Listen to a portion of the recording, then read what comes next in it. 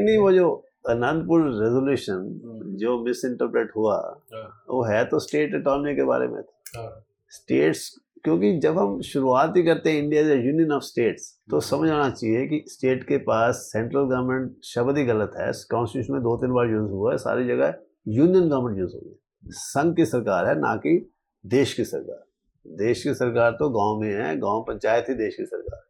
अपने अपने गांव की अपनी सरकार है, अपने अपने शहर की अपनी सरकार है।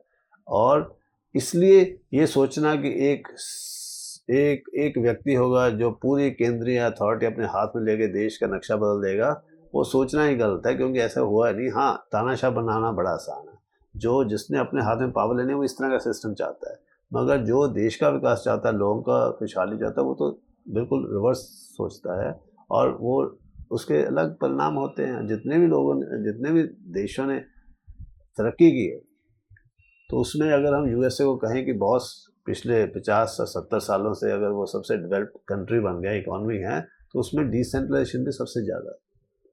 वहाँ के मेयर को प्रेसिडेंट डरा नहीं सकता, और अगर प्रेसिडेंट आता है गांव में तो मेयर सेंटर सीट में बैठता, प्रेसिडेंट साथ बैठता। एक ट्रेडिशन है वहाँ। अगर उन्होंने राइट टू आर्म्स दिया है तो वो हर गांव को डिफेंड करने का राइट दिया है। वहाँ पुलिस किसी के घर में ऐसे दीवारें थाम के डाका नहीं डालती और लूट नहीं लेती। पंजाब में भी इतने केस होते हैं। वहाँ तो उन्हें पता है कि अगर घर वाले के पास वेपन है तो वो गोली मार देगा, उसको राइट है मारने का। अगर उसके घर में एंटर करता है उसकी परमिशन के बगैर, तो जो राइट टू बियर आर्म्स हैं वो उस कंटेक्स्ट में समझ आता है कि जहाँ भी क्राइम होता है वहाँ तो लोग ही होते हैं, पुलिस तो ले बाद में पहुंचती है। हर जगह ऐसा होता है, पुलिस हर जगह हो नहीं सकती। तो जो हम सीन देखते हैं यहाँ पे कि सारे बाजार में एक बंदा तलवार से एक आदमी को काट देता है, लड़की को काट देता है, और कोई लोगों के पास हिम्मत नहीं कुछ कर पाए, वो निहत्थे होने की बात ही है कि उनके पास कोई हथियार ही नहीं है।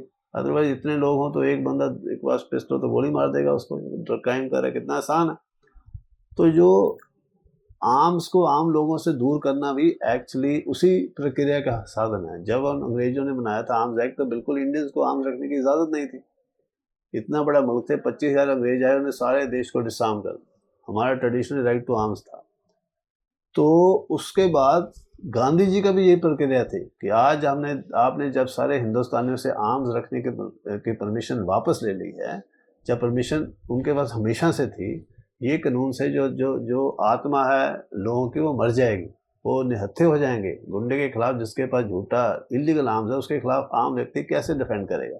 या तो आपकी पुलिस फोर्स इतनी सशक्त हो कि हर बंदे को प्रोटेक्ट कर सके, नहीं तो हर व्यक्ति को कम से कम आर्म्स तो दो, अपने आप को इज्जत से प्रोटेक्ट तो कर सके। और गुंडे तो कम ही होते हैं, आम आदमी ज़्यादा होते हैं। जिस गांव में अगर आम व्यक्ति के पास आर्म्स होंगे तो उस गांव में उस तरह की गुंडागर्दी नहीं होती जो आज हो रही है। जो सबसे ज़्यादा खतरनाक, हमारे सबसे ज़्यादा क्राइम ही पुलिस फोर्स कर रही है।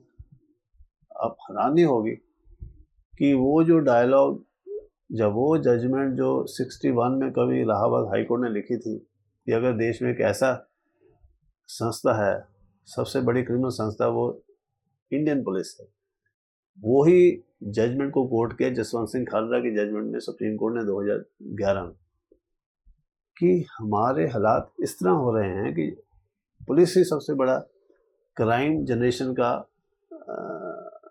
तरीका बन गई।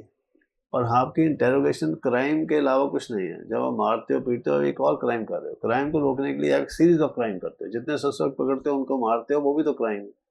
तो जिस देश में क्राइम प्रिवेंशन के लिए आप क्राइम करना पड़े, ये जानने के लिए कि अपराधी कौन है, तो उसमें आप कानून व्यवस्था कब तक ठीक रख सकोगे? तब तक पुलिस दो लोगों की दोस्त कैसे बन पाएगी? तो उसका भी एक ही सोल्यूशन है कि अगर आप हर टाउन को अपने लोकल पुलिस दो, तो वो अकाउंटेबल होते हैं अपने गांव के लोगों के सामने, अपने सेक्टर के पुलिस में। हमने अब इंक्रोचमेंट की चंडीगढ़ की प्रॉब्लम देख लीजिए। सेक्टर, जब तक वो सेक्टर वेलफेयर एसोसिएशन नहीं बनी थी, रेजिडेंट वेलफेयर एसोसिएशन नहीं बनी थी, तब तक गार्डन बिल्कुल नेग्लेक्ट पड़े होते थे। सारा काम म्यूनसिपैलिटी का था, वहाँ को किसी को ध्यान आए ना आए।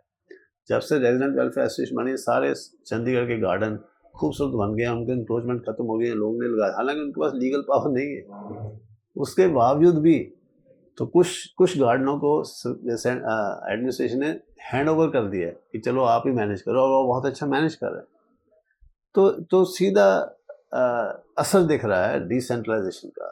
तो अगर छोटे से शहर में जिसका विजिबल इम्पैक्ट पड़ रहा है, तो गांव में अगर आप सरपंच को पावर, ठीक है सरपंच निकम्मा होगा तो बदलना पड़ेगा। जुल्म भी 47 में जब हम अम्बेडकर जी ने कहा था कि गांव कोई खूबसूरत जगह नहीं है, सबसे ज़्यादा न्याय गांव में होता है, वो उस वक्त बिल्कुल ठीक था। 70 साल बाद जब मॉडर्न कम्युनिकेशन आ गई, रोड्स आ गई, मूवमेंट पीपल बढ़ गया, सड़कें बन गई, व्हीकल आ गई, वही चीज़ अब हमें रिवर्स करनी पड़ेगी। अब गांव को सेंटर ऑफ एडमिनिस्ट्रेशन और सेंटर ऑफ इंसाफ बनाना पड़ेगा।